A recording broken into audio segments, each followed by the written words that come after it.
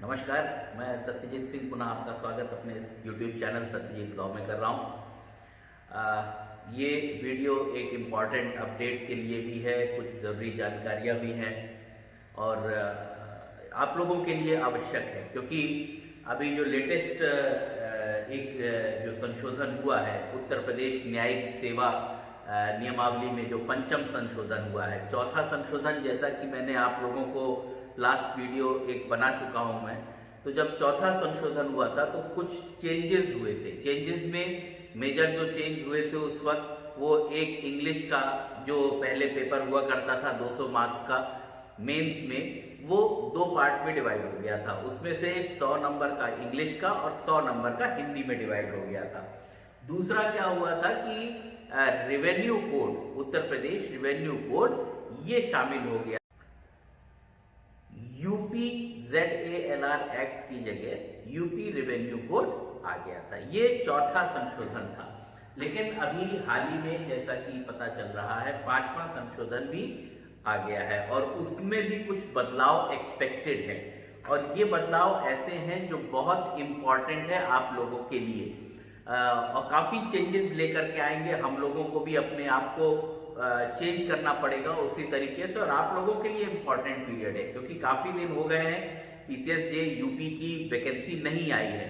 और मैंने हालांकि एक वीडियो बनाया था लास्ट ईयर जिसमें मैंने कहा था कि 2022 में एक्सपेक्टेड है वैकेंसीज, हर हाल में आएंगी।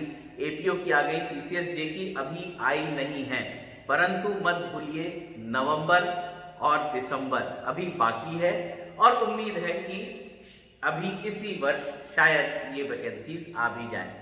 बहरहाल उस पर हम लोग अभी नहीं जाते हैं। वैकेंसीज जब भी आए, हमारा टारगेट अगर यूपी है तो हमको तैयारी तो अपनी रखनी है, क्योंकि मैंने हर बार आपसे कहा है वैकेंसीज आएंगी, वैकेंसीज चली जाएंगी, आपको उन वैकेंसीज से लाभ लेना है। अगर आप लाभ नहीं ले पाए तो वैकेंसी आने का कोई भी अर्थ नहीं बनता है। इसलिए नहीं बनता है कि भाई आई वैकेंसी, हर साल आती है, हर दूसरे तीसरे जब भी आ जाती है, आ गई और कुछ बच्चों का सिलेक्शन हुआ, चली गई वैकेंसी।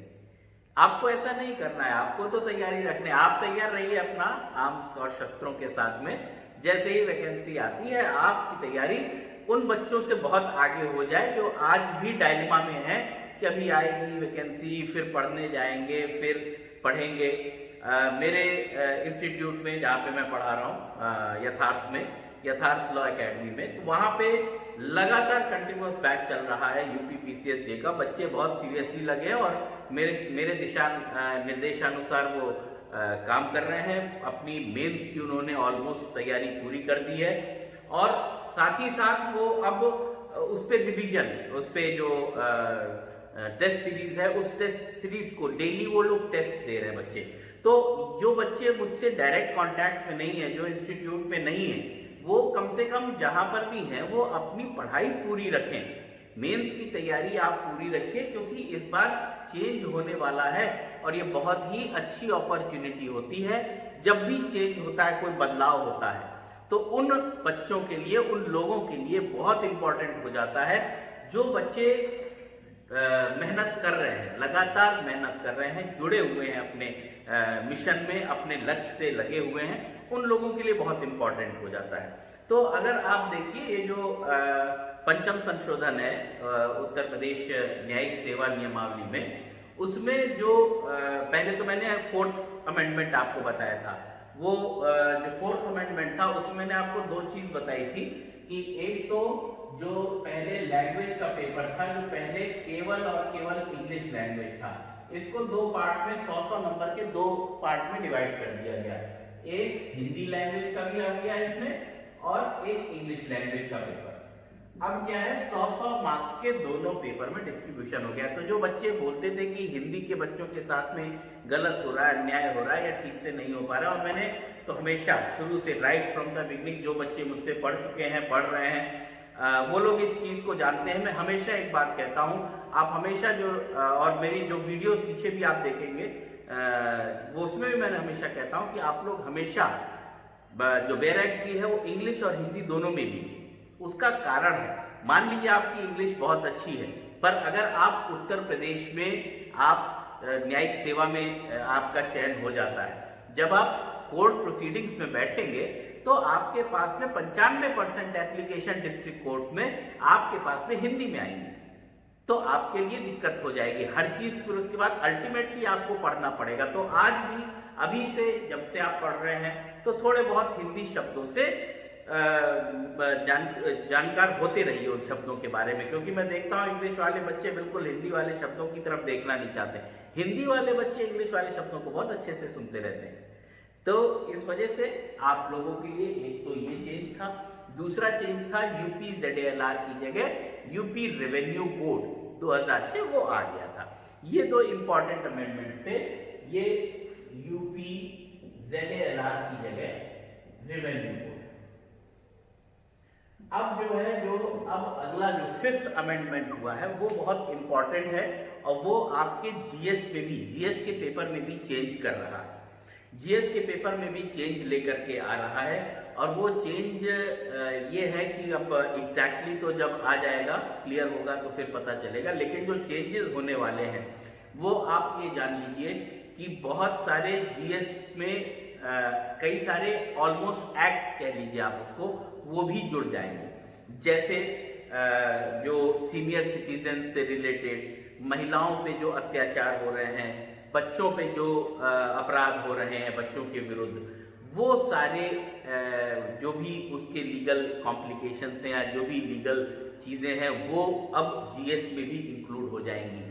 साथ ही साथ माता पिता का केयर, इससे संबंधित जो अधिनियम और बाकी सब चीज़ें हैं जो नए नए रूलिंग्स आ रहे हैं उस पर वो भी ऐसा माना जा रहा है कि वो भी इंक्लूड इसमें कर दिया जाएगा। तो जीएस में एक बड़ा चेंज है जो अब आप लोगों को नए सिरे से पढ़ना पड़ेगा और वो इसलिए इम्पॉर्टेंट है कि अभी आप बाकी अपने जो पुराने एक्ट्स हैं वो तो तैयार कर लीजिए जिससे कि इन नई चीज़ों के लिए आप तैयार रहिए, क्योंकि वैकेंसीज आएगी और महीने 2 महीने में ही आपका एग्जाम हो जाएगा। इसलिए आपको जुट जाना चाहिए। जो लोग जुटे हुए हैं उनके लिए बहुत अच्छी बात है। जो लोग कहीं से भी ढीले पड़े हैं या नहीं पढ़ पा रहे हैं या कहीं से भी डिस्ट्रैक्टेड हैं, वो कृपया वापस अपनी किताबों में आ जाएं, क्योंकि ये संशोधन आप लोगों के लिए इम्पोर्टेंट है। साथ ही साथ जो मैंने आपको पहले मेरा जो वीडियो है उसका मैं लिंक ऊपर दे दे रहा हूँ आई बटन में, आप उसको क्लिक कर लीजिएगा। पहले ही मैं आपको बता चुका हूँ कि जो हम लास्ट पेपर था लॉ का, जो पहले 5th पेपर हुआ करता था अब 6th पेपर हो जाएगा, क्योंकि एक पेपर बढ़ गया यहाँ पे हिंदी का। तो वो जो लास्ट पेपर था लॉ का, उसमें नया जो रेंट एक्ट आ गया, रेंट कंट्रोल एक्ट, वो भी पूछा जाएगा, वो भी पूछा जाएगा। और अभी शामिल जो है पुराना वाला भी है और नया वाला। एग्जैक्टली जब सामने चीज आएगी तो और बेहतर हम लोगों को पता चल पाएगा कि क्या अमेंडमेंट हुआ है, किस तरीके से आएगा। पिछला वाला रेंट कंट्रोल पूरी तरीके से हट जाएगा या नहीं हटेगा, दोनों साथ में रहेंगे, तो वो हम लोग आगे देख लेंगे। बट अभी के जो परिप्रेक्ष्य में जो अमेंडमेंट हुआ है, नियमावली में जो बदलाव हुए हैं, उसके अनुसार ये है कि नया वाला जो रेंट कंट्रोल एक्ट है यूपी का, वो शामिल किया गया है। इस पे मुख्यमंत्री जी के हस्ताक्षर हो चुके हैं और इस वजह से आप लोग भी अपने आप को अमेंड कर लीजिए।